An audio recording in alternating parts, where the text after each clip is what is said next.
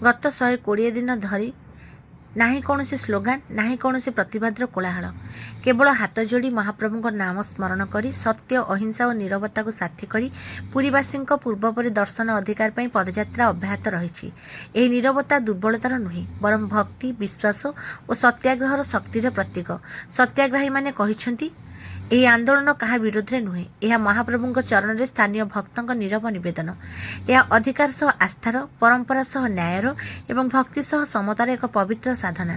ବୁଧବାର ପଦଯାତ୍ରାରେ ପଣ୍ଡିତ ହରିଶଙ୍କର ମିଶ୍ର, ଶିକ୍ଷାବିତ୍ ଶିବସୁନ୍ଦର ମିଶ୍ର, ସାମାଜିକ କର୍ମୀ ଚକ୍ରଧର ମହାପାତ୍ର, ସୁକାନ୍ତ ପଣ୍ଡା, ନୃସିଂହନାଥ ନାୟକ, ମନୋରଞ୍ଜନ ରଣସିଂ, ସନ୍ଧ୍ୟାରାଣୀ ମିଶ୍ର, ମମତା ଦାସ, ଅରୁଣା ପଟ୍ଟନାୟକ, बेबी चौधरी, श्रावणी कुमारी, प्रीति, नेहा, बबली कंढेई, निहारिका त्रिपाठी, प्रज्ञा पारमिता नंद, ममता स्वाई, यादवानंद राय, लिंगराज साहू, किशोर चंद्र दास, संतोष सेनापति, गदाधर महाराणा, मानस पट्टनायक, रविनारायण जेना और सुभाष पट्टनायक प्रमुख जोग देथिले।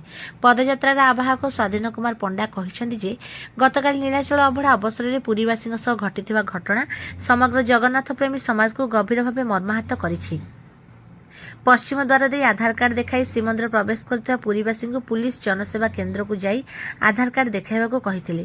फल अनेक पुरीवासी नीलाचल अभड़ा महाप्रसाद पाइबारु वंचित होइथिले। जो पुरीवासी माने पीढ़ी पीढ़ी धरी महाप्रभुଙ୍କ सेवा और परंपरा सह जड़ित सेमानकु एभଳି हैरान करबा अत्यंत दुखद और अग्रहणीय।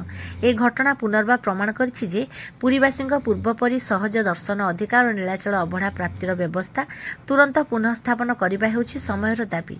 महाप्रभुଙ୍କ निज सहरर लोकमानंकु एपरि अपमान और वंचनार सम्मुखीन कराइबा कौनसी परिस्थिति ग्रहणीय नुहे। पुरीवासी पूर्वपरी दर्शन अधिकार संपूर्ण भाव पुनःस्थापित न हेबा पर्यंत एही नीरव सत्याग्रह अविरत चलिबो। यह काहाकु पराजित करिवार संघर्ष नुहे बरं महाप्रभुଙ୍କ द्वारे समस्त भक्तଙ୍କ समान अधिकार पई भक्तଙ୍କ अविरत प्रार्थना। समस्त जगन्नाथଙ୍କର जगन्नाथ समस्तଙ୍କର एही चिरंतन बाणी केवल उच्चारण नुहे बरं आचरण मध्ये प्रतिफलित हेउ। जय श्री जगन्नाथ। सचेतनता पदयात्रा आज की 120 दिन पुरीला माने 4 मास पुरीला। काली महाप्रभु को नीलाद्रि विजय थिला। नीलाद्रि अबड़ा पाई पुरीवासी माने जेतबे पश्चिम द्वार दे चिंता कले जीवा पई नीलाद्रि अबड़ा टिके पाइबा पई प्रशासनिक अधिकारी माने कहउचंदी पुरीवासी बोली प्रमाण कोन आधार कार्ड जो माने देखौचंदी तांको काली पश्चिम द्वार रे कहउचंदी प्रशासनिक अधिकारी माने आधार कार्ड ता नै जाओ आधार केंद्र रे देखैबो। ये होची पुरीवासी पई जिला प्रशासन और राज्य सरकार को अवदान। किंतु रथयात्रा सरू सरू आज टेम्पल ऑफिस तले जो दलाली ऑफिस करचंदी वीआईपी वीवीआईपी प्रोटोकॉल दर्शन नारे ता तले 100 चप्पल गदा गलानी।